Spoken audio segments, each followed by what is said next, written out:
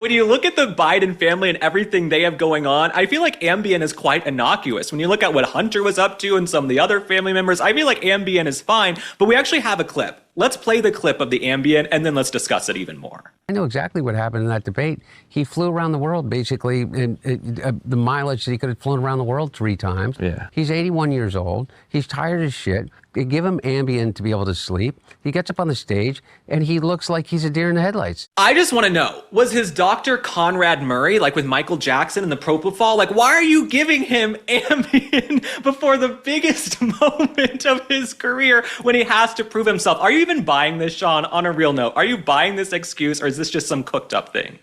All right, you want the serious answer? Yes. Okay, so you saw this with President Trump, with President Biden, and all presidents. They do a physical, and during that physical, the White House will release key medical information. Their resting heart rate, their cholesterol, and the drugs that they're on.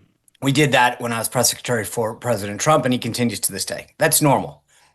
So on a very serious note, if the President of the United States is taking a prescription drug, and I know some people will say, what's the big deal? Why do you care? Well, because either they lied to us about his medical history and record, or Hunter's lying. Well, I remember some of the messaging even before Kamala came into the race when it was like Joe Biden versus President Trump in the primary, all of this. The messaging often was like, who do you want in the middle of a crisis? Do you want President Trump who's reactive and who's hot-headed and this and that? Or do you want Joe Biden who can get down to the Situation Room at 3 a.m. and handle a crisis? I don't think he could get down there at 3 a.m. in a crisis to the Situation Room if he's taking Ambien all the time, Sean. So I do think it's a medical issue that Joe Biden was basically non-compos mentis, and then they're giving him Ambien on a regular basis. If they're giving him Ambien before a big night like this, imagine what they're doing on the nights he has off that he's just chilling. I don't know, but it's pretty concerning. But Link, hold on. Like, I don't want to just, I want to stop for a second and people understand the significance to what you're saying. If you're on Ambien and a decision happens, and again, with the President of the United States, you remember there was that famous Hillary Clinton ad at 2 a.m. phone call. And the President of the United States is on Ambien. And no, it's serious though. Like, it is serious. Honest it is to very God, serious. Mr. President, Dodged a bullet. there's a bombing, there's a natural incident, there's an issue that needs your, and he's on Ambien. Do you want him reacting? So,